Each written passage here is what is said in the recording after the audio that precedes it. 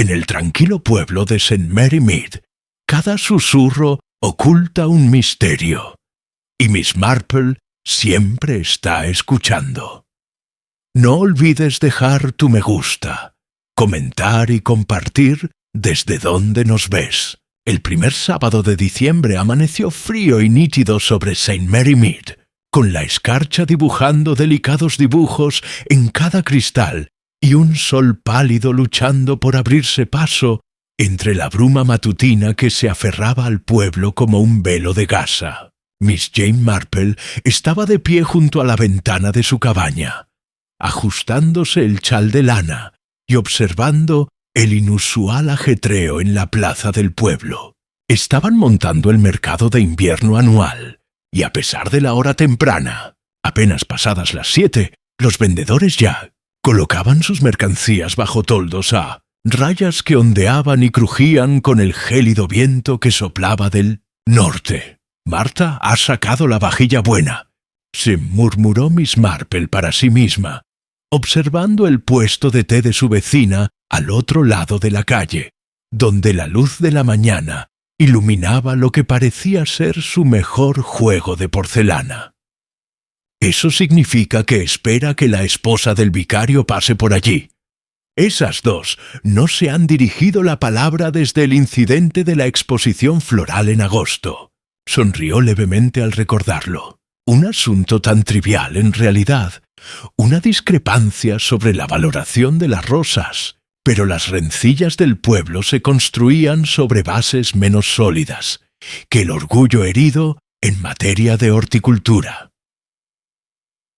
Su sobrino Raymond, en su última visita desde Londres, le había sugerido con cierto aire de superioridad que pasaba demasiado tiempo observando el ir y venir de la vida del pueblo, que tal vez debería buscar una afición más activa, algo que la hiciera salir más.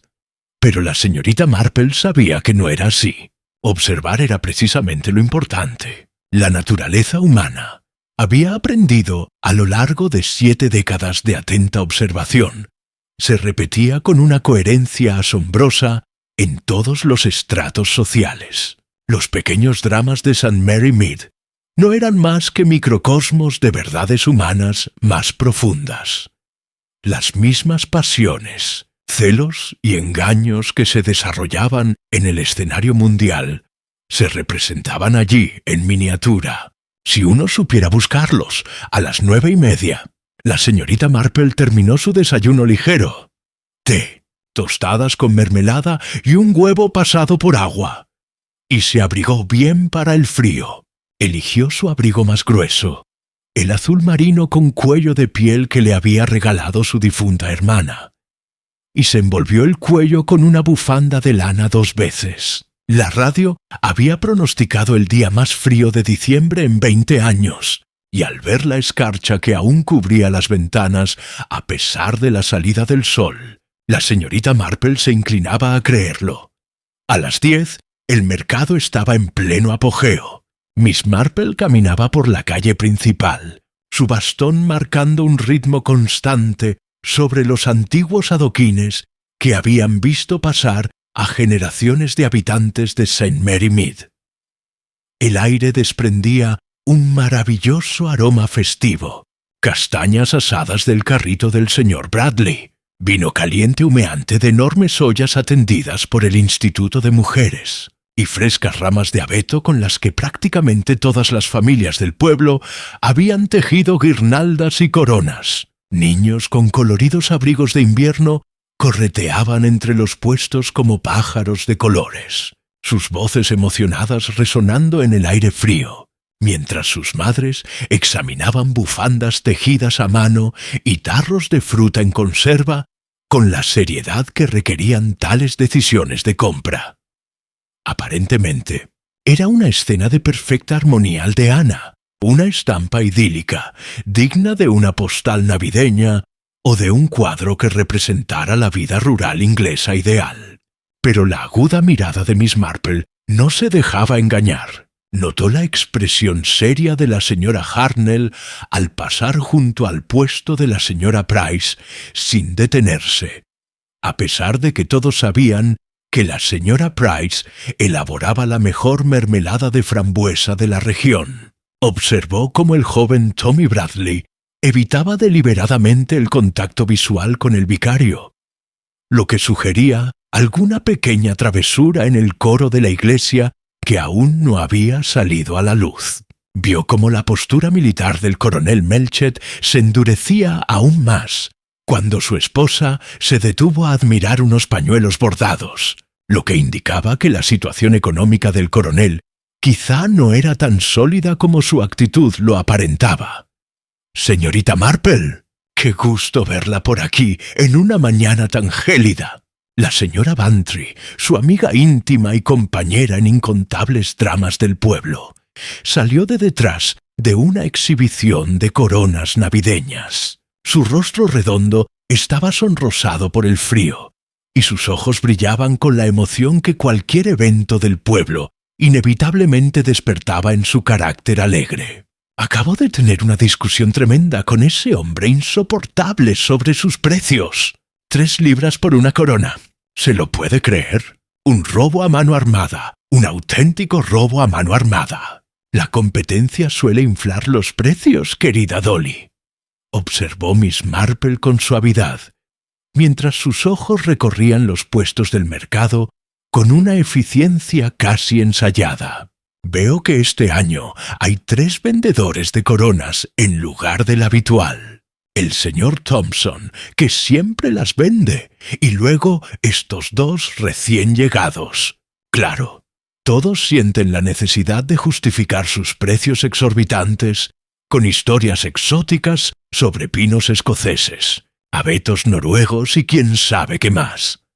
Caminaron juntos entre los distintos puestos, y Miss Marple asintió a los rostros conocidos. Allí estaba el coronel Melchett, examinando bastones con el aire de un hombre que sabía reconocer la calidad, aunque sus manos se detenían más tiempo en los modelos más baratos. La joven señora Price elegía cintas para el cabello de su hija, sosteniendo distintos colores a contraluz y consultando seriamente con la niña sobre qué tono de azul sería el más bonito. Las señoritas Skinner, Lavinia y su hermana Emily estaban juntas como siempre, susurrando tras sus manos enguantadas con el aire de mujeres que guardaban importantes secretos, aunque según la experiencia de Miss Marple, sus secretos no solían ser más escandalosos que especulaciones sobre quién podría estar cortejando a quién.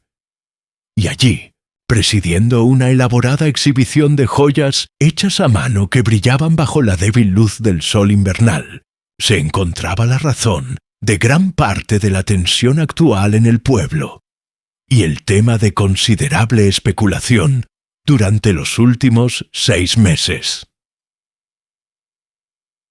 Vivien Ashford llegó a St. Mary Mead en junio y se instaló en la antigua casa de Pemberton tras el fallecimiento de su anterior propietaria la primavera anterior.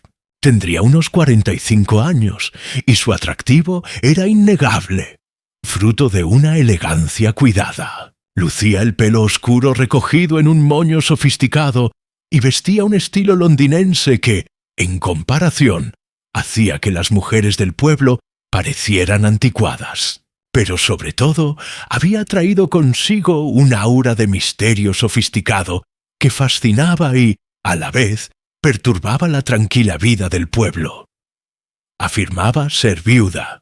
Su primer marido, según había mencionado en una conversación informal en la tienda del pueblo, había fallecido en un trágico accidente de navegación frente a la costa de Cornualles hacía unos 7 años. Apenas hablaba de él, más allá de ese dato, esquivando las preguntas con una sonrisa triste que sugería que el tema era demasiado doloroso para hablar de él. Había montado un pequeño negocio de joyería, donde vendía lo que describía como piezas artesanales, aunque Miss Marple había notado que varias de ellas se parecían mucho a algunas que había visto en el catálogo de un fabricante de Birmingham. «Sigues dándote aires, veo», murmuró la señora Bantry, observando cómo Vivien ajustaba una vitrina con pulseras de plata. No son hechas a mano, diga lo que diga. La hija de mi prima trabajaba en una joyería en Londres y decía que la mitad de las joyas artesanales que se venden en Gran Bretaña provienen de 3 o 4 grandes fabricantes. Miss Marple no dijo nada, pero su aguda vista ya había captado varios detalles interesantes. La sonrisa de Vivien esa mañana era tensa. No llegaba a sus ojos, lo que sugería una considerable tensión bajo su apariencia refinada. Le temblaban ligeramente las manos mientras reacomodaba un expositor de collares, y no dejaba de mirar hacia el otro extremo del mercado, donde el señor Petherick, el anciano abogado, examinaba la cerámica con inusual intensidad. Y a menos que Miss Marple estuviera muy equivocada, había un pequeño moretón en la muñeca izquierda de Vivien, apenas visible bajo la manga de su abrigo, del tipo que podría producirse al apretarle el brazo con demasiada fuerza.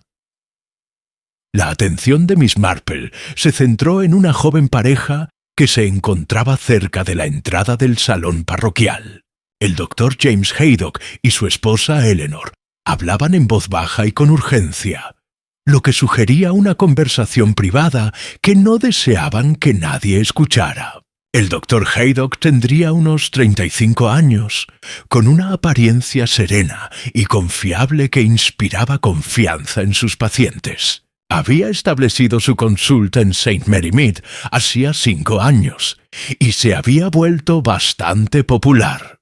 Su esposa Eleanor era más joven, quizá de 28 años, una mujer reservada que nunca se había integrado del todo a la vida del pueblo como lo hacían algunos recién llegados. Esa mañana, Eleanor parecía especialmente tensa, su mano aferrada al brazo de su marido con visible tensión, con los nudillos blancos. «Voy a preparar un poco del té de Martha», anunció la señora Bantry. «Xia, Meo, este resfriado me cala hasta los huesos. ¿Me acompañas, Jane?» «En un momento, querida. Primero quiero ver las conservas de la señora Price». Miss Marple continuó su lento avance por el mercado, pareciendo a simple vista una anciana más, disfrutando de una tradición del pueblo. Pero sus ojos no pasaban por alto nada. Vio como la señora Clement, la esposa del vicario, se apartó deliberadamente cuando Vivien la saludó. Observó el rostro sonrojado del doctor Haydock al pasar junto al puesto de Vivien, y la forma en que Eleanor apretó su agarre en su brazo. Vio al señor Petherick seguir los movimientos de los Haydock con una intensidad inusual. Su expresión normalmente afable se había transformado en algo más sombrío. Preocupación, o tal vez cálculo. A las 11:30, la señorita Marple estaba examinando prendas de punto cuando oyó el primer grito. El sonido provenía del salón parroquial, atravesando el bullicio alegre como un cuchillo. Por un instante todo se detuvo. Luego se produjo un revuelo cuando todos corrieron hacia el sonido. Miss Marple se movió con la rapidez que su edad le permitía, llegando a una zona donde se encontraba una multitud congregada alrededor de la cocina, al fondo del vestíbulo. Alguien había dejado la puerta entreabierta, y dentro yacía el cuerpo desplomado de Vivien Ashford. Estaba tendida junto al hervidor industrial, con el abrigo empapado a su alrededor como agua oscura, y el rostro contorsionado por la agonía. Una taza de porcelana hecha añicos yacía en el suelo junto a su mano extendida, y un líquido oscuro se extendía por el linóleo. «¡No toquen nada!». La voz del coronel Melchett se abrió paso entre el pánico. «¡Que alguien llame al doctor Haydock y a la policía!». Desde su posición cerca de la puerta, la señorita Marple ya había visto lo esencial: el peculiar olor en el aire. Almendras amargas, aunque tenue, el color de los labios de Vivien, la rapidez con la que debió de llegar la muerte, y algo más.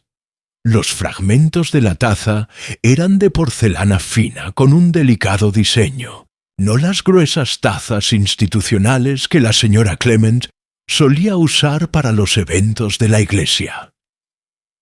El doctor Haydock llegó en cuestión de minutos. Comprobó si tenía pulso, examinó brevemente a la víctima y luego se puso de pie, con el rostro pálido.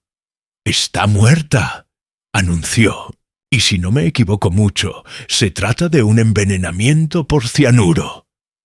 Un murmullo recorrió la multitud. «Asesinado. Aquí, en St. Mary Mead».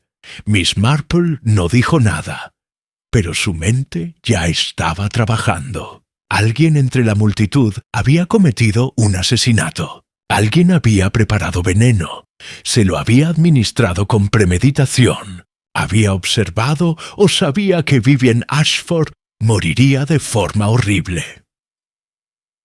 Mientras las sirenas de la policía aullaban a lo lejos, la señorita Marple reflexionó que la verdadera investigación no había hecho más que empezar. Al mediodía, el inspector Slack de la policía de Match Benham llegó y convirtió el mercado en una escena del crimen. Un hombre de unos 50 años, de rostro ancho y rubicundo y con un espeso bigote, anunció que nadie se iría hasta que se hubieran tomado declaraciones a todos los presentes. Miss Marple se sentó en un banco cerca de la cruz conmemorativa, desde donde podía observar las reacciones. La señora Bantry se sentó a su lado, demasiado conmocionada para su charla habitual. El rumor se extendió como la pólvora. «No me sorprende», declaró la señora Hartnell en voz alta. «Esa mujer fue problemática desde el momento en que llegó. Mi marido la vio cenando con 3 hombres diferentes en Match Benham. 3. Y oí que se marchó de su anterior residencia en circunstancias sospechosas, algo sobre deudas impagadas». Cerca del puesto de té, Marta ofreció su propia teoría. «Es ese tal Petherick, recuérdenlo bien. Los vi discutiendo el martes pasado frente a su oficina. Fue una discusión muy acalorada. Tiene acceso a todo tipo de información privada. Testamentos, finanzas, secretos. Quizás ella lo estaba chantajeando». Miss Marple escuchaba con atención, observando quién decía qué y quién permanecía en un silencio notorio. El señor Petherick parecía visiblemente afectado, con las manos temblando. Eleanor Haydock había comenzado a llorar en silencio, aunque había algo de actuación en ello. El doctor Haydock no dejaba de mirar hacia la cocina del salón parroquial, y luego apartaba la vista, como si sintiera la necesidad imperiosa de mirar, pero temiera ser observado. El inspector Slack salió del vestíbulo con el sargento Lake, un oficial más joven y de aspecto más inteligente. «La víctima murió por envenenamiento con cianuro», anunció Slack. «El veneno estaba en el té que bebió. La tetera principal no contiene veneno, lo que significa que alguien preparó una taza envenenada específicamente para ella». Comenzó a interrogar a los testigos. La señora Clement admitió que había estado coordinando los puestos de comida del interior y que había indicado a Vivian que fuera a la cocina cuando ésta pidió el té sobre las 11. Su voz temblaba al hablar, y la señorita Marple intuyó algo más que simple sorpresa. Culpa, miedo o ambas cosas. El doctor Haydock afirmó haber estado en su puesto de recaudación de fondos toda la mañana. Eleanor lo confirmó, añadiendo que se había marchado sobre las 11 para echar un vistazo al puesto de libros dentro del salón. «No estuve mucho tiempo dentro», dijo rápidamente, «quizás 10 minutos». Pero la señorita Marple había visto a Eleanor entrar a las 11 y no salir hasta casi las 11:25. Una pequeña discrepancia, pero significativa. La entrevista del señor Petherick fue breve. Había estado ayudando a la señora Clement con trámites de la iglesia temprano esa mañana. Y luego se quedó afuera examinando los puestos. No había entrado al salón durante el periodo en cuestión. Su relación con Vivien, puramente profesional, era su clienta en lo referente a la compra de la casa. Cuando se le preguntó si tenía motivos para desearle mal, palideció aún más. «Desde luego que no, inspector. Estoy consternado por esta tragedia». Conforme avanzaba la tarde y Slack finalmente permitió que la gente se dispersara, Miss Marple permaneció en su banco, analizando los patrones. El reconocimiento inmediato del cianuro por parte del Dr. Haydock fue notable. La rapidez sugería una considerable experiencia con este tipo de envenenamientos o conocimientos previos. La cronología de Eleanor no coincidía con lo que Miss Marple había observado. La reacción del señor Petherick denotaba un terror genuino, no una simple conmoción. Y la señora Clement ocultaba algo importante. La señora Bantry acompañó a la señorita Marple a casa por calles que de repente le resultaron desconocidas. ¿Quién podría haber hecho algo así, Jane? En nuestro pueblo. La naturaleza humana es muy parecida en todas partes, Dolly. Los pueblos no son inmunes a las pasiones que llevan a la gente a cometer actos desesperados. Celos, codicia, miedo, venganza. Bajo la presión suficiente, incluso la persona más respetable podría verse impulsada a realizar acciones de las que nunca se habría creído capaz. Pero veneno, eso es calculado, planeado. Alguien tuvo que conseguir cianuro, prepararlo y administrarlo sin ser visto. En efecto, lo cual nos indica que nuestro asesino era decidido y metódico. Alguien deseaba tanto la muerte de Vivien Ashford que planeó cuidadosamente el asesinato y lo ejecutó en un lugar público donde era casi seguro que lo descubrirían. En su cabaña, la señorita Marple preparó el té, examinando las tazas y la tetera con más atención de lo habitual, según admitió. Mientras estaban sentados junto al fuego, reflexionó sobre lo que más la inquietaba. Lo que me llama la atención, Dolly, no es lo que la gente ha dicho, sino lo que ha callado. El Dr. Haydock reconoció el envenenamiento por cianuro casi demasiado pronto. Eleanor mintió sobre cuándo salió del salón. El señor Petherick parecía un hombre enfrentando su peor pesadilla. Estas no son reacciones de transeúntes inocentes. Son personas asustadas que saben o temen algo. Tras la marcha de la señora Bantry, la señorita Marple se dedicó a tejer, mientras su mente intentaba resolver el enigma. Vivien Ashford había llegado con secretos. Al parecer había tenido problemas económicos anteriormente. La habían visto discutiendo con el abogado y su presencia causaba una evidente inquietud en Haydocks. ¿Qué había estado haciendo durante esos 6 meses? ¿Qué relaciones había entablado? ¿Qué daño había causado? Comprender a la víctima sería clave para identificar al asesino.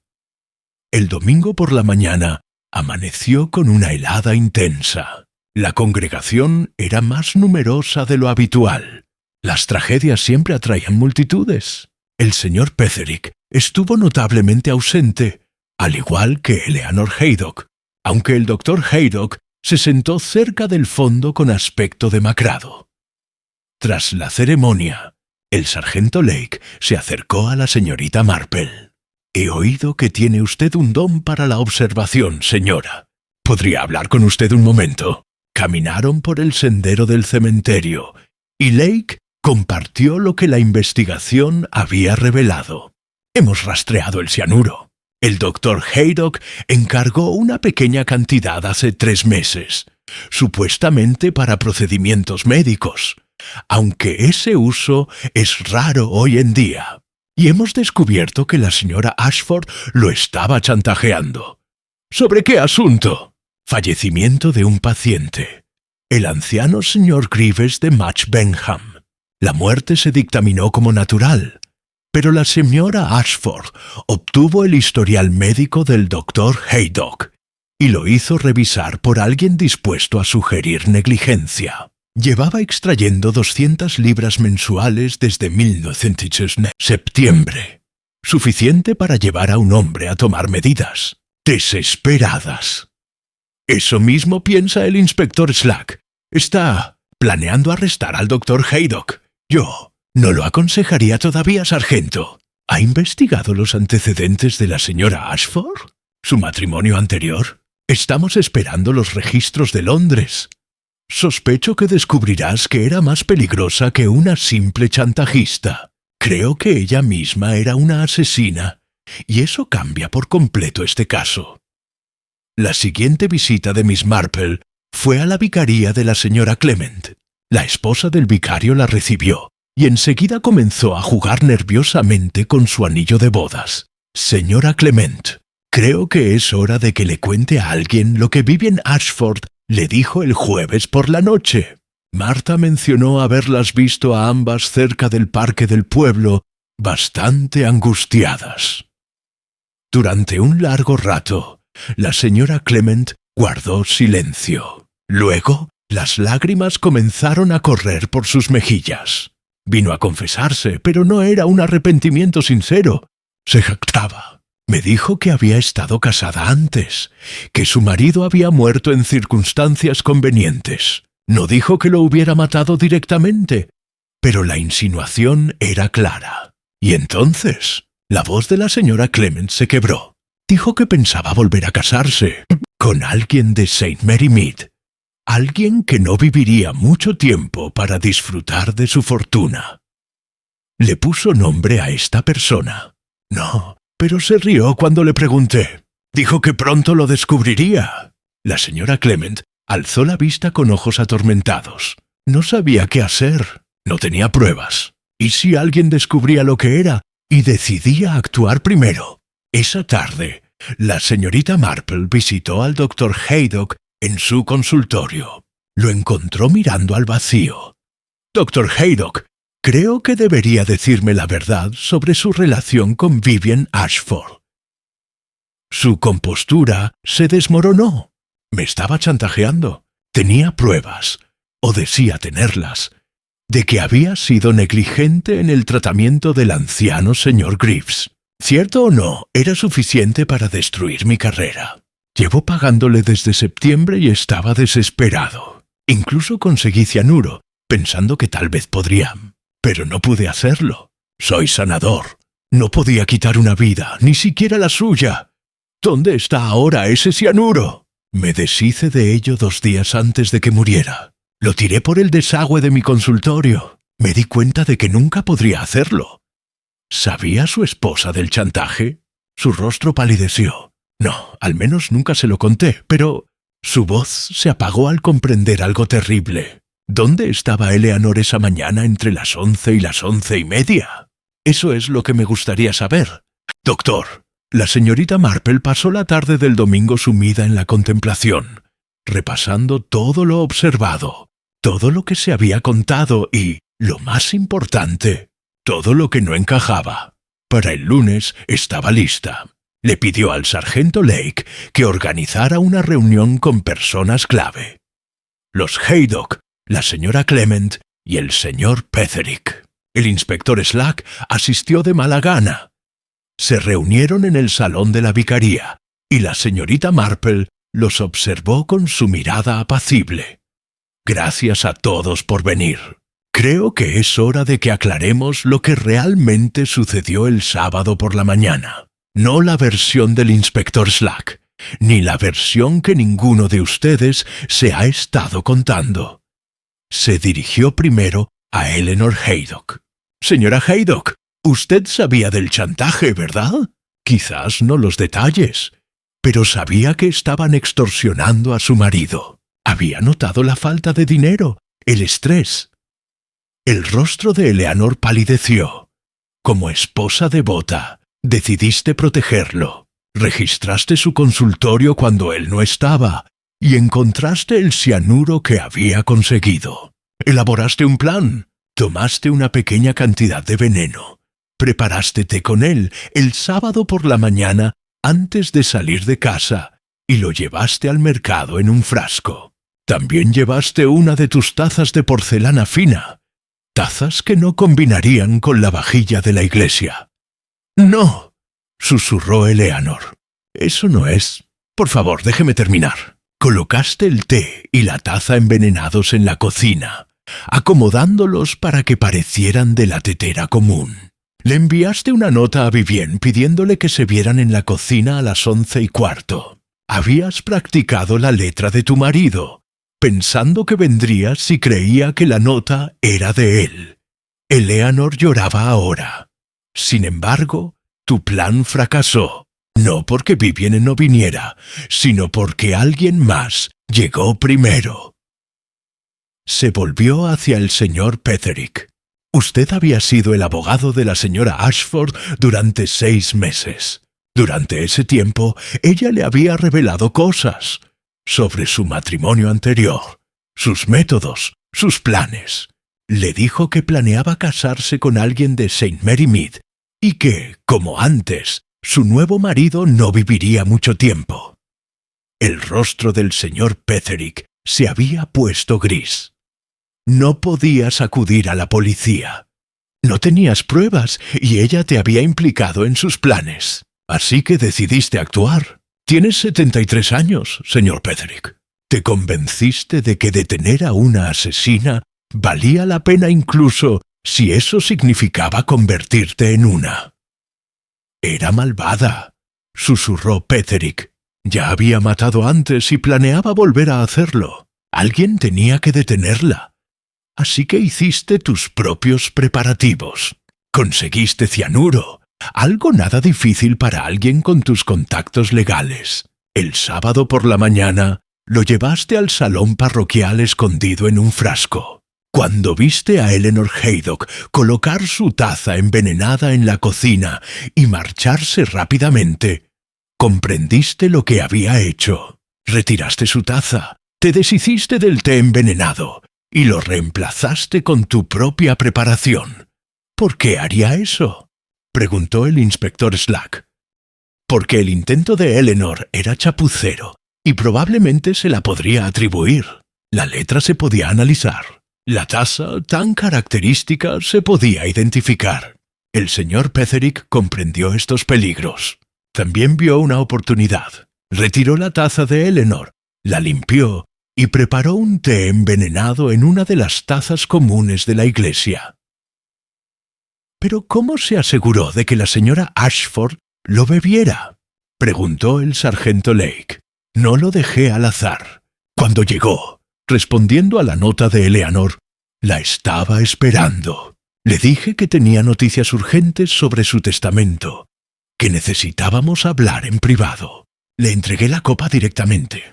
Bebió sin dudarlo. Confiaba en mí, su abogado». La voz de Petherick era firme, casi clínica. «Fue muy rápido, más misericordioso de lo que merecía. Cuando terminó, dejé la copa en el mostrador y salí por la puerta trasera. Nadie me vio. El silencio era profundo. «Tú la mataste», dijo Slack con voz monótona. «Maté a una asesina, alguien que había quitado al menos una vida y planeaba quitar otra, alguien a quien la ley no había podido detener. Sí, inspector, la maté, y lo volvería a hacer». Eleanor se cubrió el rostro con las manos, sollozando. Solo quería proteger a James. No podía permitir que esa mujer lo destruyera. «Lo sé, querida», dijo Miss Marple con dulzura. «Pero al intentar prevenir un crimen, cometiste otro. Ese es el peligro de tomar la justicia por nuestra mano». El doctor Haydock se puso de pie. «Inspector, mi esposa preparó veneno con intención de matar. Debe afrontar las consecuencias. No permitiré que el señor Petherick cargue con toda la culpa cuando Eleanor tiene la misma responsabilidad por la intención». «Siéntese, doctor Haydock», dijo la señorita Marple con brusquedad. El intento de su esposa fracasó. No mató a nadie. El señor Petherick sí. La ley distingue entre intento y consumación precisamente por esta razón. Se dirigió a Slack. La señora Haydock debe ser acusada de intento de asesinato. El señor Petherick debe ser acusado de asesinato. Ambos deben comparecer ante la justicia, no ante la justicia que intentaron imponerse, sino ante la justicia de la ley, por imperfecta que sea. Mientras las llevaban detenidas, la señora Clement se acercó a la señorita Marple. Debía haber informado de lo que me contó Vivien. Si hubiera ido a la policía inmediatamente, quizá nada de esto habría sucedido. Quizás, convino la señorita Marple. O quizás habría sucedido de todos modos. No podemos saberlo. Pero la culpa por lo que pudo haber sido es una carga inútil. Tomaste la mejor decisión posible con la información que tenías. Los juicios se celebraron esa primavera. Eleanor Haydock se declaró culpable de intento de asesinato y fue condenada a 3 años de prisión con posibilidad de libertad condicional. El juez tuvo en cuenta su móvil, su arrepentimiento y el hecho de que su intento había fracasado. El señor Petherick fue declarado culpable de asesinato. Sin embargo, dada su edad, su buena conducta anterior y la naturaleza de su víctima, cuya historia se reveló durante el juicio, recibió una condena de 15 años en lugar de la pena de muerte. Las observaciones del juez sugirieron que, si bien la ley no podía condonar la justicia por mano propia, sí podía reconocer las complejas circunstancias morales. Mientras tanto, la investigación del sargento Lake había desvelado toda la verdad sobre Vivien Ashford. Los registros de Londres revelaron que se había casado una vez, hacía 7 años, con un hombre llamado Richard Hartley, quien falleció repentinamente, al parecer por una intoxicación alimentaria. La muerte se dictaminó como natural, pero hubo rumores y preguntas que nunca obtuvieron respuesta. Vivien había heredado una considerable fortuna, casi 50.000 libras, y se había mudado de Londres a Bristol. En Bristol vivió tranquilamente durante 3 años antes de volver a casarse con un acaudalado comerciante llamado Thomas Pemberton, el mismo Pemberton, cuya casa ocuparía más tarde en St. Mary Mead. Thomas era primo de Richard Hartley, lo que explicaba cómo Vivien lo había conocido. Él era viudo y solitario, y Vivien era encantadora, comprensiva y amable. Se casaron tras un breve noviazgo. 18 meses después, Thomas Pemberton falleció de un infarto repentino. Una vez más, la muerte se dictaminó como de causas naturales. Al fin y al cabo, era un hombre corpulento de 60 y tantos años, y los infartos no eran infrecuentes. Pero de nuevo hubo rumores. La criada comentó que la señora Pemberton había estado inusualmente atenta a las comidas de su marido en las semanas previas a su muerte, siempre llevándole el té ella misma e insistiendo en que necesitaba descansar y que no debía ser molestado. El médico local observó que los síntomas, si bien eran compatibles con una insuficiencia cardíaca, también podrían haber sido compatibles con ciertas intoxicaciones.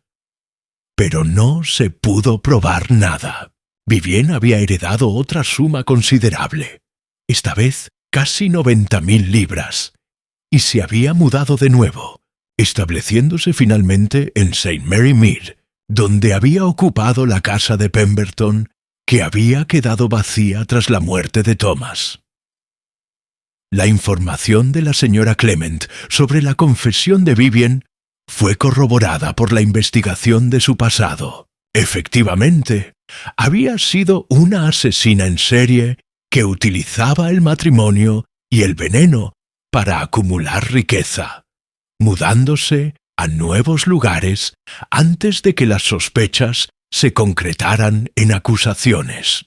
Y, En efecto, estaba planeando otro matrimonio.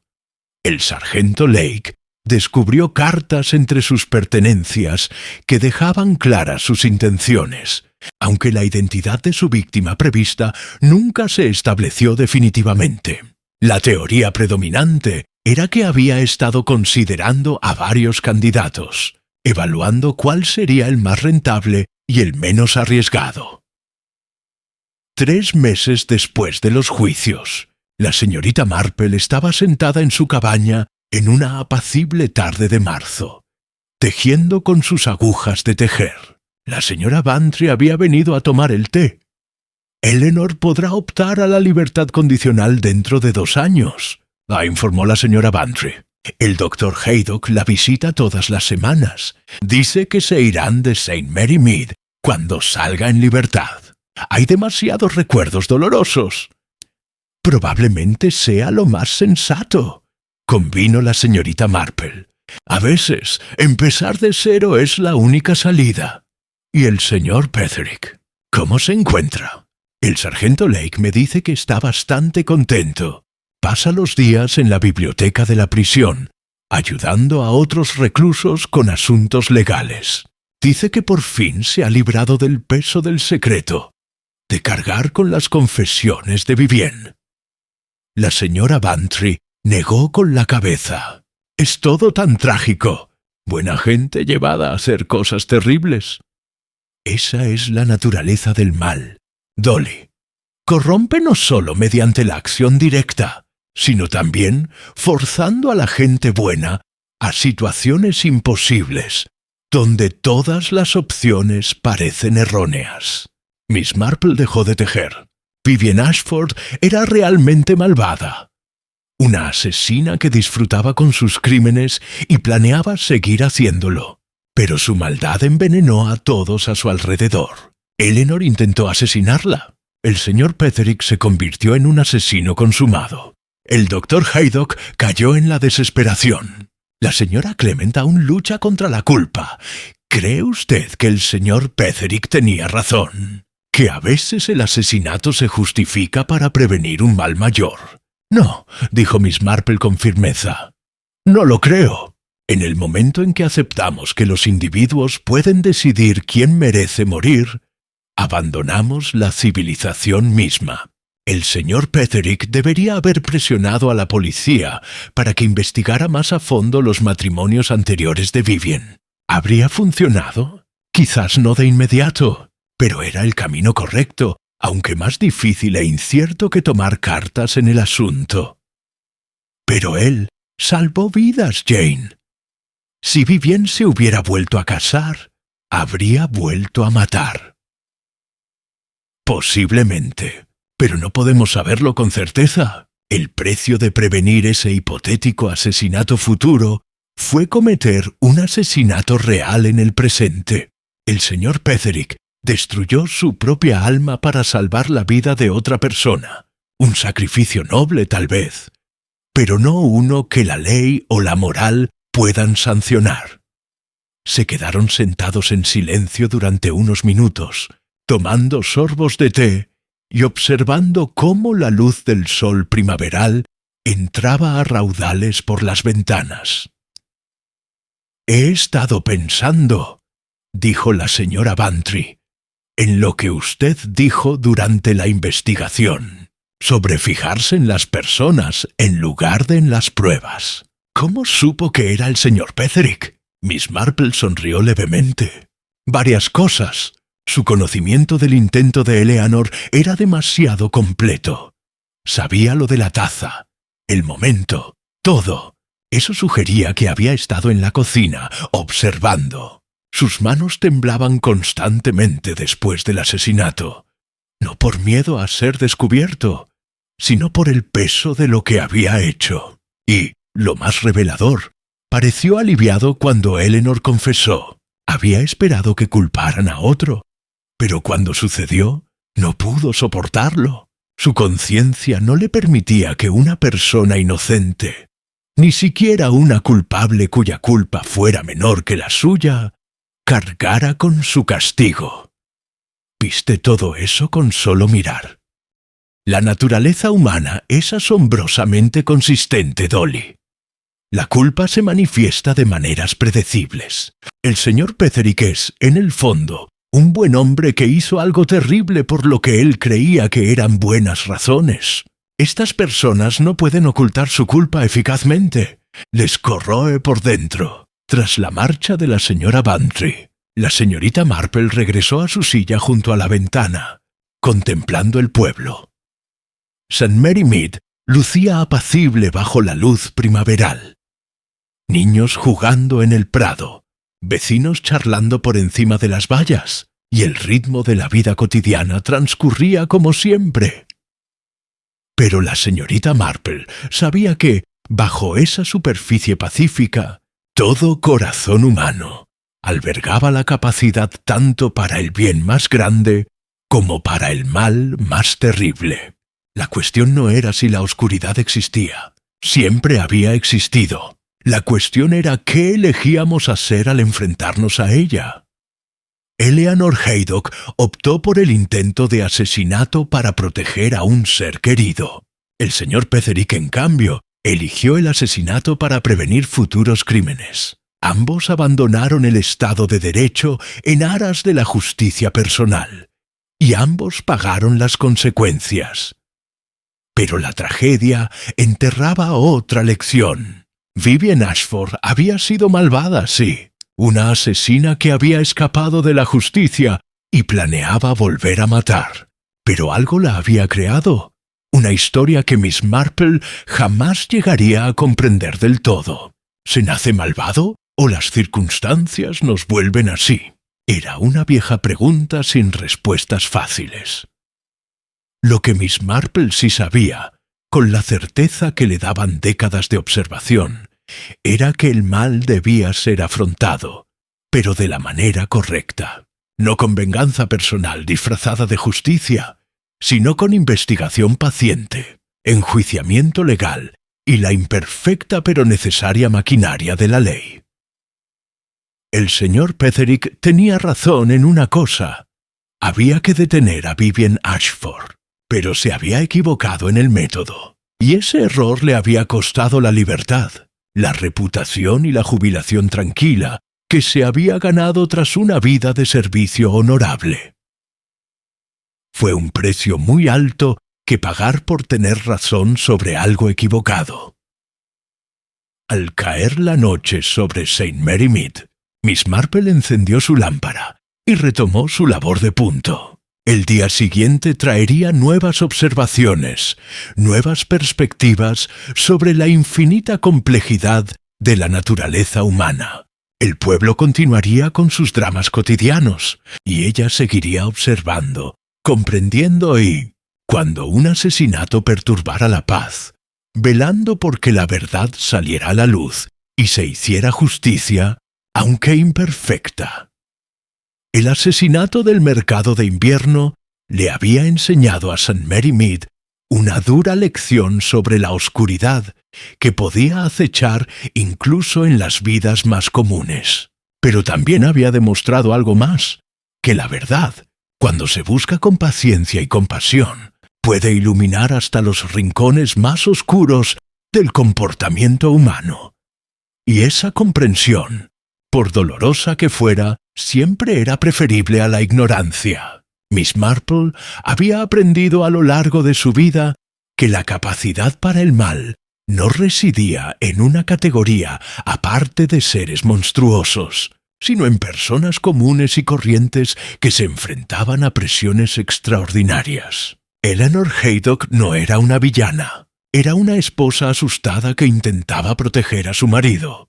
El señor Petherick no era un monstruo, era un anciano que intentaba evitar futuras muertes. Incluso Vivian Ashford, por malvada que fuera, presumiblemente había empezado siendo una persona común y corriente antes de que la oscuridad que habitaba en su alma la dominara.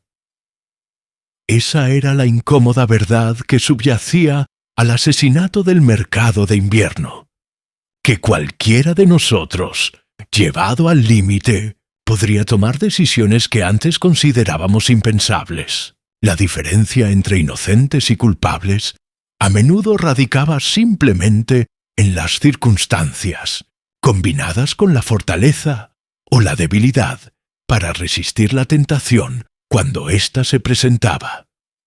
Miss Marple había dedicado su vida a observar estos patrones, viendo cómo la gente buena se volvía mala, cómo la inocencia se transformaba en culpa, cómo el amor podía motivar tanto el sacrificio sublime como el crimen terrible, y había aprendido a juzgar con compasión sin dejar de exigir responsabilidades.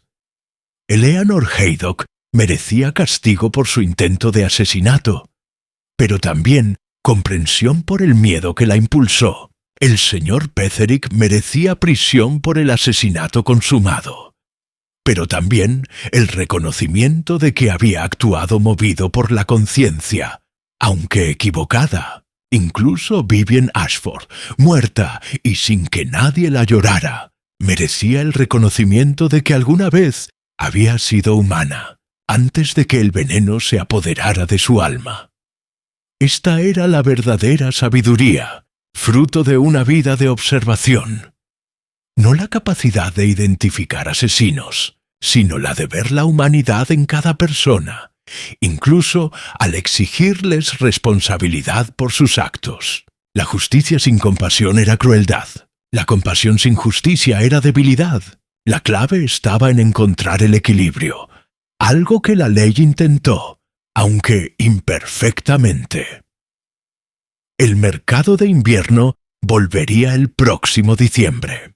La vida continuaría, y Miss Marple estaría allí, observando y comprendiendo, una silenciosa guardiana de la verdad, en un mundo que a menudo prefería las ilusiones reconfortantes a las realidades incómodas. Se metió en la cama, rezó y se quedó dormida, satisfecha de haber cumplido con su deber, por difícil que hubiera sido, y de que la verdad hubiera prevalecido sobre el engaño, como al final siempre sucedía, porque, al fin y al cabo, creía Miss Marple, la verdad era lo único que importaba. Ni ilusiones reconfortantes, ni mentiras convenientes, ni racionalizaciones egoístas. Solo la verdad, simple y llana, sin adornos, por doloroso que fuera reconocerla. Y en ese compromiso con la verdad radicaba la verdadera solución a todos los misterios, no solo a los asesinatos, sino al misterio mayor de cómo los seres humanos podían ser capaces de una maldad tan terrible y una bondad tan trascendente, a menudo en un mismo corazón, a veces en la misma hora. Esa era la paradoja central de la existencia humana, y era una paradoja que Miss Marple, tras toda una vida de observación, había aprendido a aceptar sin intentar resolverla, porque algunas contradicciones no están hechas para resolverse, simplemente están hechas para ser comprendidas, reconocidas y convivir con ellas. Fuera de su ventana, St. Mary Mead dormía plácidamente bajo la luna naciente, y la señorita Marple también dormía, lista para despertar al día siguiente a otro día de observación, comprensión y silenciosa vigilancia. El asesinato del mercado de invierno había terminado, pero la naturaleza humana, en toda su fascinante complejidad, continuaría para siempre, y Miss Marple estaría allí para observarla, comprenderla y, cuando fuera necesario, para asegurar que la justicia, por imperfecta que fuera, prevaleciera al final. El misterio quedó resuelto. La historia estaba completa, y la señorita Marple, satisfecha con su trabajo, se entregó al sueño y a los sueños de jardines primaverales y mañanas apacibles, sabiendo que, sin importar la oscuridad que pudiera llegar, estaría preparada para afrontarla con las armas de la observación, la comprensión y un compromiso inquebrantable con la verdad. Porque la verdad era la luz que disipaba toda oscuridad, y mientras alguien se mantuviera comprometido con su búsqueda, ningún misterio, por complejo que fuera, Ningún mal, por muy oculto que estuviera, podría prevalecer al final. Epílogo.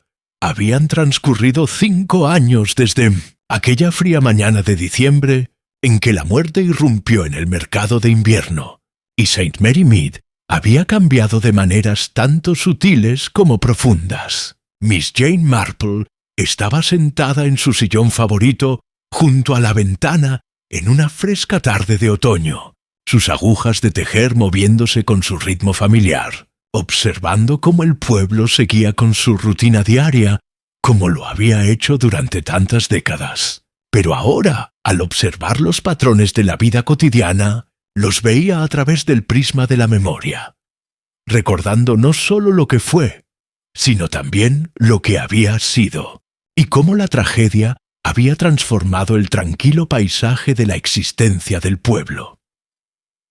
El mercado de invierno había regresado cada diciembre desde aquel terrible día, aunque tardó 3 años en recuperar su antiguo ambiente festivo. El primer año tras el asesinato, la asistencia fue escasa, los vendedores estaban apagados y la alegría navideña habitual se vio reemplazada por una incómoda conciencia de lo sucedido en la cocina del salón parroquial. El segundo año fue algo mejor, aunque la gente seguía evitando la cocina y más de una persona rechazó el té que se ofrecía.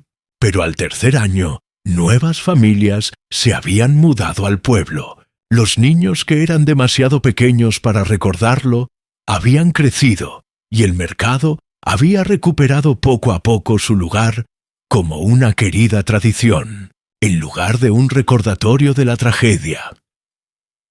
La señora Bantry había fallecido hacía 18 meses, en paz mientras dormía, lo cual fue una bendición. Miss Marple aún sentía profundamente la ausencia de su amiga de toda la vida, sobre todo en tardes como esta, cuando surgía alguna observación que deseaba compartir, solo para recordar que Dolly ya no estaba allí para escucharla con su característica mezcla de sorpresa y alegría. La casita de al lado la había comprado una pareja joven con 2 hijas gemelas, y aunque eran agradables, no eran la señora Bantry. Nadie podía ser la señora Bantry. Pero la vida, como Miss Marple había aprendido a lo largo de 8 décadas, continuaba a pesar de las pérdidas personales. El pueblo se adaptaba, evolucionaba, asimilaba sus tragedias y seguía adelante. El doctor James Haydock, en efecto, había abandonado St. Mary Mead cuando Eleanor salió de prisión tras cumplir 2 años de condena. Miss Marple recibió una carta suya poco después de instalarse en Cornualles, donde él había abierto una nueva consulta en un pequeño pueblo costero. La carta era breve pero sincera, y le agradecía su papel en el descubrimiento de la verdad y su comprensión compasiva de la difícil situación en la que él y Eleanor se encontraban. Eleanor está bien, había escrito con su cuidadosa letra de médico. El tiempo en prisión fue difícil, pero lo aprovechó para reflexionar profundamente sobre lo sucedido y sus motivos. Creo que ha encontrado cierta paz interior, aceptando que lo que intentó estuvo mal, independientemente de sus motivaciones, pero también perdonándose a sí misma, lo que le permite seguir adelante. Hemos empezado de cero aquí, donde nadie conoce nuestro pasado, y aunque nunca olvidaremos lo ocurrido, estamos aprendiendo a vivir con ello en lugar de que nos consuma. El aire marino parece sentarle bien. Eleanor se ha aficionado a la pintura, sobre todo paisajes marinos, y le resulta terapéutico. En cuanto a mí, agradezco cada día que pasamos juntos, sabiendo lo cerca que estuve de perderla para siempre. La carta concluía con una postdata que había conmovido especialmente a la señorita Marple. Una vez me dijiste que las buenas personas pueden hacer cosas terribles cuando se las lleva al límite, pero que comprender las razones no justifica las acciones. Esa distinción entre comprender y justificar ha sido crucial tanto para Eleanor como para mí, mientras trabajábamos para reconstruir nuestras vidas. Gracias por enseñarme esa sabiduría. Miss Marple les había respondido con una cálida carta, deseándoles lo mejor y expresando su esperanza de que encontraran la felicidad en su nueva vida. Desde entonces, cada año recibía una tarjeta de Navidad de ellos, siempre con una breve nota que la ponía al día sobre sus vidas. La tarjeta del año pasado incluía una fotografía de Eleanor de pie en lo alto de un acantilado, con el pelo alborotado por el viento, sonriendo sinceramente por lo que parecía ser la primera vez en años. La historia del señor Petherick había sido más trágica, tal como la señorita Marple había temido. El anciano abogado, en efecto, había encontrado cierta paz en prisión, como ella le había contado a la señora Bantry hacía tantos años, pasando los días en la biblioteca y ayudando a otros reclusos con asuntos legales. Pero la cárcel, por muy filosóficamente que uno la aceptara, era dura para un hombre de 73 años. Contrajo neumonía durante su segundo invierno de encarcelamiento y murió tranquilamente en el hospital de la prisión, con el capellán a su lado y una carta para la señorita Marple en el bolsillo. La carta se la había entregado el sargento Lake, ahora inspector Lake, tras su ascenso por su excelente trabajo en el caso del mercado de invierno y varias investigaciones posteriores. Lake le había traído la carta personalmente y se sentó en su salón con una taza de té mientras la leía, consciente de que quizá necesitaría la compañía de un amigo al terminar. Mi querida señorita Marple, y había escrito Petherick con una letra más temblorosa que en vida, pero aún reconocible. Le escribo sabiendo que me queda poco tiempo. El médico de la prisión ha sido amable pero sincero sobre mi pronóstico, y me encuentro extrañamente en paz con el final que se acerca. Quería que supiera que estos años en prisión, aunque difíciles físicamente, han sido espiritualmente valiosos de maneras que nunca anticipé. Tenías razón, por supuesto, en todo.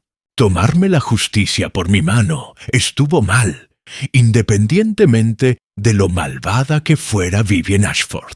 He tenido tiempo suficiente para reflexionar sobre esa decisión y sus consecuencias, y ahora entiendo que mi decisión no se trataba realmente de impedir que volviera a matar, sino de mi propia ira, mi propia sensación de impotencia ante la maldad, mi propia y arrogante creencia de que podía ser juez, jurado y verdugo.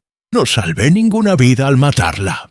Simplemente quité una, sumando mi crimen al suyo. Si hubiera acudido a la policía, si hubiera insistido en que investigaran más a fondo sus matrimonios anteriores, si hubiera reunido pruebas con paciencia y dentro de la legalidad, quizá la habrían detenido. Ahora nunca lo sabremos, pero lo que sí sé es que destruí mi propia paz, mi propia integridad y mi propia alma al elegir el asesinato en lugar de la ley. Quiero que sepan que he hecho las paces con Dios, en la medida de lo posible. El capellán de aquí es un buen hombre, y hemos tenido muchas conversaciones largas sobre justicia, misericordia, pecado y redención. No sé si Dios puede perdonar lo que hice, pero le he pedido perdón sinceramente, y debo confiar en su misericordia porque no tengo nada más en qué confiar. Gracias, señorita Marple, por ver la verdad y tener el valor de decirla, incluso cuando era dolorosa. Gracias por su compasión hacia Eleanor Haydock, cuyo intento de proteger a su esposo surgió del amor y no del frío cálculo que motivó mis propias acciones. Y gracias por recordarme, incluso en el momento de mi arresto, que no podemos combatir el mal convirtiéndonos nosotros mismos en malvados. Me marcho de este mundo con pesar, pero también con gratitud. Gratitud por una larga vida, en su mayor parte bien vivida. Por el privilegio de servir a mi comunidad durante 40 años y por la dura lección que me han enseñado estos últimos años en prisión. Si mi historia puede servir de advertencia a quienes se vean tentados a tomarse la justicia por su mano, entonces quizá, después de todo, pueda surgir algo bueno de esta tragedia. Con profundo respeto y afecto, Harold Petherick.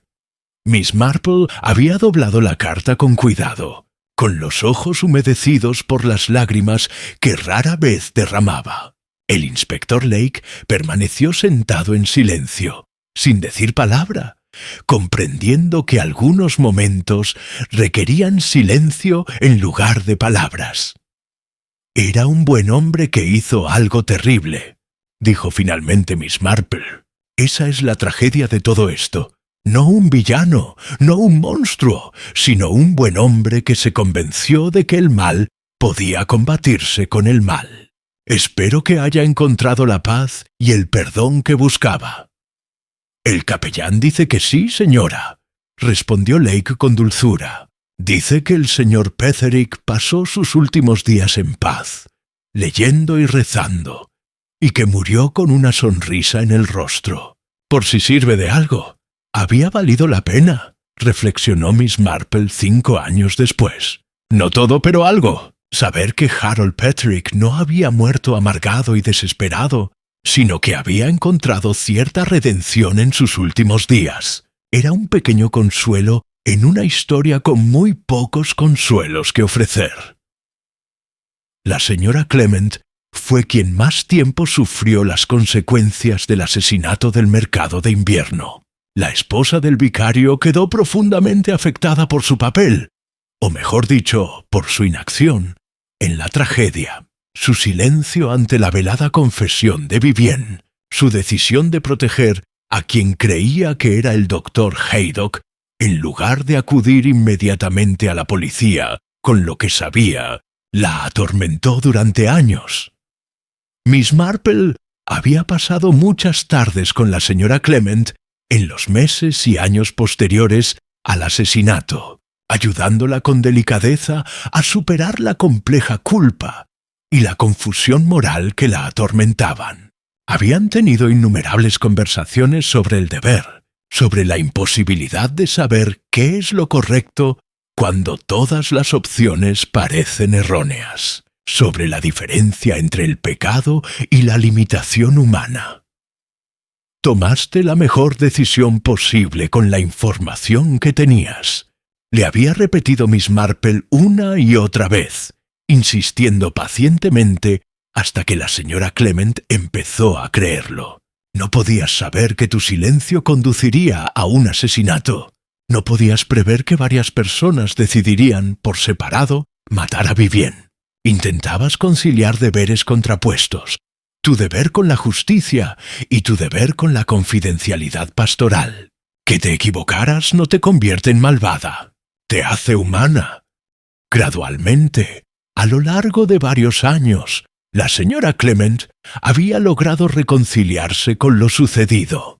Canalizó su culpa en acción, dedicándose aún más a su labor con los programas sociales de la Iglesia, en particular aquellos que atendían a los presos y sus familias. Visitó al señor Petherick con regularidad durante su encarcelamiento, ofreciéndole el consuelo espiritual y la compañía que la esposa de un vicario estaba en una posición privilegiada para brindar. Además, se convirtió en defensora de la reforma penitenciaria, participando en conferencias regionales sobre la necesidad de rehabilitación en lugar del mero castigo. El reverendo Clement había apoyado a su esposa durante todas sus dificultades, sin insinuar jamás que hubiera fallado en sus deberes o tomado decisiones equivocadas. Su matrimonio, lejos de mejorar, se había fortalecido con la crisis, profundizado por la experiencia compartida de atravesar juntos la oscuridad y salir victoriosos. Miss Marple podía verlos ahora desde su ventana, caminando juntos hacia la iglesia para alguna reunión de comité, tomados de la mano, con las cabezas inclinadas, absortos en la conversación. La señora Clement tenía ahora más canas, más arrugas, pero había en su porte una fortaleza que no tenía 5 años atrás. Había superado duras pruebas y había salido fortalecida, no derrotada. El pueblo en sí asimiló el escándalo con la notable resiliencia que suelen mostrar las pequeñas comunidades. Por supuesto, hubo rumores, un sinfín de especulaciones y discusiones sobre quién sabía qué y cuándo, sobre si se habían pasado por alto señales, sobre si se podría haber actuado de otra manera. Las señoritas Skinner se aprovecharon de su conexión con el caso durante todo un año, hasta que incluso los oyentes más ávidos se cansaron de oír las mismas historias repetidas. Pero poco a poco, nuevos escándalos acapararon la atención. El joven Tommy Bradley había dejado embarazada a la hija del cura, lo que provocó una boda precipitada y el descontento de la generación mayor, la nueva familia que había comprado la casa de Ashford, que siempre se llamaría así, a pesar de los múltiples propietarios posteriores, la había pintado de un amarillo chillón que causó un pequeño revuelo entre los aldeanos más conservadores. Se descubrió que el coronel Melchett tenía problemas económicos, lo que obligó a vender varias reliquias familiares y generó muchos murmullos de compasión sobre cómo los orgullosos caen en desgracia. En otras palabras, la vida había continuado. El asesinato del mercado de invierno se había convertido en parte de la historia del pueblo, una historia que se contaba a los recién llegados como ejemplo de cómo incluso la tranquila St. Mary Mead no era inmune a la tragedia, pero ya no era el acontecimiento que definía la conciencia del pueblo. Miss Marple lo había observado todo con su característica paciencia, comprendiendo que así era como sanaban las comunidades, no olvidando, sino absorbiendo el trauma y continuando a pesar de él, dejando espacio para nuevas historias y nuevas preocupaciones que gradualmente eclipsaban las antiguas sin borrarlas por completo.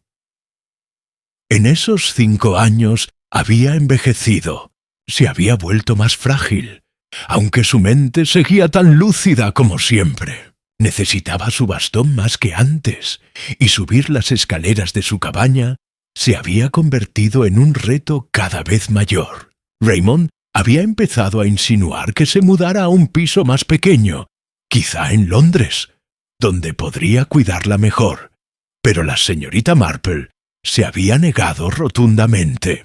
Permanecería en St. Mary Mead mientras pudiera. Ese era su hogar, esa era su gente, y los observaría hasta el día en que ya no pudiera observar nada en absoluto. El inspector Lake, a veces ella todavía lo llamaba Sargento Lake, pues las viejas costumbres son difíciles de erradicar. Se había convertido en un visitante frecuente con el paso de los años. Había buscado su consejo en varios casos posteriores, pues había aprendido a valorar su perspicacia para comprender la naturaleza humana. Entre ellos surgió una amistad improbable. La solterona mayor y el joven detective, unidos por su compromiso compartido con la verdad y la justicia. Había ascendido 2 veces más desde que resolvió el asesinato del mercado de invierno, y se rumoreaba que eventualmente asumiría el cargo de inspector jefe cuando su superior se jubilara. Miss Marple no dudaba de que destacaría en el puesto. Poseía la rara combinación de inteligencia, compasión e integridad que lo convertía en un excelente agente de la ley. Lake la había visitado la semana anterior, llevándole una caja de las galletas de mantequilla que tanto le gustaban y quedándose a tomar el té y charlar. Hablaron de su caso actual, una serie de robos en casas de campo de la zona que habían desconcertado a la policía durante meses. Miss Marple escuchó atentamente su descripción de los crímenes. Le hizo algunas preguntas incisivas sobre el personal de cada casa y luego hizo una observación que lo hizo regresar rápidamente a su oficina para consultar los registros laborales. «Lo ha vuelto a hacer, señorita Marple», dijo, meneando la cabeza con admiración. «Le juro que ve patrones que nadie más puede ver. Es simplemente cuestión de prestar atención, inspector», respondió con una leve sonrisa. La naturaleza humana es extraordinariamente constante. Una vez que se comprenden los patrones, se repiten sin cesar. Al caer la tarde otoñal, la señorita Marple dejó a un lado su labor de punto y se levantó con cuidado de la silla. Se acercó a la ventana y contempló el pueblo mientras las farolas comenzaban a encenderse, una a una, proyectando su cálido resplandor sobre las calles y casas familiares. St. Mary Mead lucía apacible al caer la tarde. El humo se elevaba de las chimeneas mientras las familias preparaban la cena. Los niños se llamaban unos a otros, sus voces resonando en el aire quieto, reacios a entrar a pesar del frío creciente. Una joven pareja caminaba de la mano por la calle principal, muy juntos, con un futuro por escribir, lleno de posibilidades. Era una escena de vida cotidiana, de continuidad y comunidad, de los pequeños rituales y rutinas que unen a los seres humanos en algo más grande que ellos mismos. Y sin embargo, la señorita Marple sabía, con la sabiduría que dan la edad y la experiencia, que bajo esa superficie apacible yacía toda la complejidad de la naturaleza humana. La capacidad para el bien inmenso y el mal terrible, para el sacrificio y el egoísmo, para el amor y el odio, para la valentía y la cobardía. El asesinato del mercado de invierno había revelado esa complejidad con toda crudeza. 3 buenas personas, Eleanor Haydock, Harold Petherick y la señora Clement, se habían enfrentado a decisiones imposibles y habían reaccionado de maneras distintas, algunas con consecuencias más desastrosas que otras. Una persona verdaderamente malvada, Vivian Ashford, había provocado una serie de daños que se extendieron mucho más allá de sus propias acciones, y todo el pueblo se había visto obligado a afrontar la incómoda verdad de que los monstruos no solo existían en lugares lejanos y en las noticias sensacionalistas de los periódicos. Podían vivir al lado, sonreír amablemente en la frutería e ir a misa los domingos por la mañana. Pero la verdad más profunda, aquella a la que Miss Marple se aferró incluso después de todos esos años y todas las tragedias que había presenciado, era que el bien, al final, triunfaba sobre el mal. No siempre de inmediato, no siempre de forma evidente, y no sin consecuencias, pero al final, inevitablemente, el bien prevalecía. Eleanor Haydock intentó cometer un asesinato, pero la detuvieron antes de que pudiera consumarlo. Aprendió de su error y encontró la redención. Harold Petherick cometió un asesinato, pero reconoció su culpa, aceptó su castigo y se reconcilió consigo mismo y con Dios antes de morir. La señora Clement faltó a su deber, pero aprendió de ese error y se dedicó a mejorar. El doctor Haydock sufrió terriblemente, pero permaneció fiel a su esposa y a sus principios. El inspector Lake persiguió la verdad con tenacidad y vio que se hacía justicia, aunque imperfectamente. Y el reinado de terror de Vivian Ashford había terminado antes de que pudiera cobrar otra víctima. Eso era bueno, aunque el método para terminarlo hubiera sido erróneo. El hecho de que su asesino recibiera castigo por su crimen también era bueno, porque reafirmaba el principio de que ni siquiera el mal puede combatirse con el mal. Al final, la balanza se inclinó hacia la justicia, no una justicia perfecta. La justicia perfecta era una imposibilidad humana, sino la mejor justicia que los seres humanos imperfectos podían alcanzar actuando conforme a la ley y la conciencia, en lugar de dejarse llevar por la venganza personal y el miedo. Eso era lo que Miss Marple había aprendido a lo largo de una vida de observación, y era lo que la sostenía incluso ahora, mientras sus días se acortaban y su energía menguaba. Los seres humanos eran capaces de cosas terribles, pero también eran capaces de aprender de sus errores, de crecer a partir de sus fracasos, de encontrar la redención tras sus caídas. El asesinato del mercado de invierno había sido una tragedia, sin duda. Vidas quedaron destruidas. La inocencia se perdió y quedaron cicatrices que jamás sanarían por completo. Pero también había sido una lección dura y dolorosa sobre los peligros de tomarse la justicia por mano propia, sobre la importancia de la ley frente a la venganza personal, sobre la complejidad de la naturaleza humana y la necesidad tanto de compasión como de responsabilidad. Miss Marple esperaba que esa lección no se olvidara. Esperaba que las futuras generaciones de St. Mary Mead recordaran la historia y aprendieran de ella, que comprendieran que las buenas intenciones no justifican las malas acciones, que las circunstancias difíciles no excusan las malas decisiones, y que el Estado de Derecho, por imperfecto que sea, es mejor que la alternativa de que cada cual decida por sí mismo quién merece vivir y quién merece morir. Al caer la noche sobre el pueblo, Miss Marple se apartó de la ventana y se preparó para acostarse. Realizó lentamente su rutina nocturna, cada acción deliberada y cuidadosa, su cuerpo protestando por los movimientos que antes habían sido sin esfuerzo, pero que ahora requerían concentración y voluntad. Pero su mente, aun cuando su cuerpo se debilitaba, permaneció lúcida y aguda.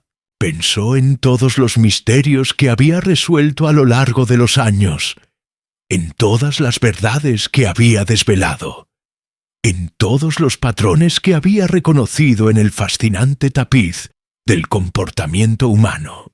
El asesinato del mercado de invierno había sido uno de los más complejos, uno de los más trágicos, pero también uno de los más instructivos. Ella también había aprendido de ello, se dio cuenta. Había aprendido que incluso su comprensión de la naturaleza humana tenía sus límites, que incluso ella podía sorprenderse por la profunda desesperación y determinación a la que podían llegar las personas. Había aprendido que varias personas podían llegar a la misma terrible solución a un problema de forma independiente, creyendo cada una actuar sola. Había aprendido que la línea entre el bien y el mal era a veces más delgada de lo que había imaginado, y que cruzarla era más fácil de lo que la mayoría creía. Pero también había reafirmado lo que siempre había sabido, que la verdad importaba por encima de todo, que había que perseguir la justicia incluso cuando fuera difícil y dolorosa, y que la compasión y la responsabilidad no eran mutuamente excluyentes, sino virtudes complementarias que debían equilibrarse cuidadosamente. Mientras se acomodaba en la cama y se arropaba contra el frío otoñal, la señorita Marple elevó una oración, no solo por ella, sino por todos aquellos cuyas vidas se habían visto afectadas por el asesinato del mercado de invierno, por Eleanor y James Haydock, que se abrían camino en Cornualles, por Harold Petherick, que al fin descansaba en paz, por la señora Clement, que seguía sirviendo a su comunidad a pesar de sus cicatrices, por el inspector Lake, que continuaba buscando justicia con inteligencia e integridad, por el propio pueblo de St. Mary Mead, que seguía adelante a pesar de la tragedia, adaptándose y resistiendo como siempre lo han hecho las comunidades humanas. Y ofreció una oración por todos aquellos que pudieran enfrentarse a decisiones imposibles similares en el futuro, para que encontraran la fuerza para elegir correctamente, la sabiduría para buscar ayuda antes de que la desesperación los llevara a cometer actos desesperados y el coraje para afrontar las consecuencias con honestidad. Si elegían mal, el asesinato del mercado de invierno había terminado, pero sus lecciones permanecían, y la señorita Jane Marple, guardiana de la verdad y observadora de la naturaleza humana, llevaría consigo esas lecciones durante el tiempo que le quedara de vida, y las transmitiría a todo aquel lo suficientemente sabio como para escuchar. Fuera de su ventana, St. Mary Mead dormía plácidamente bajo un cielo otoñal despejado, sus secretos y penas ocultos tras la aparente normalidad de la vida pueblerina. Pero la señorita Marple sabía lo que se escondía tras esa aparente calma, y lo observaba todo con paciente y compasiva comprensión, hasta que el sueño la venció y se sumió en sueños de jardines primaverales y la eterna esperanza de que, a pesar de toda evidencia en contra, los seres humanos algún día aprendan de sus errores y elijan el bien sobre el mal, la ley sobre la venganza y la verdad sobre las mentiras reconfortantes. El misterio se resolvió, la historia se contó, las lecciones se aprendieron, y por la mañana la vida continuaría como siempre. El fin.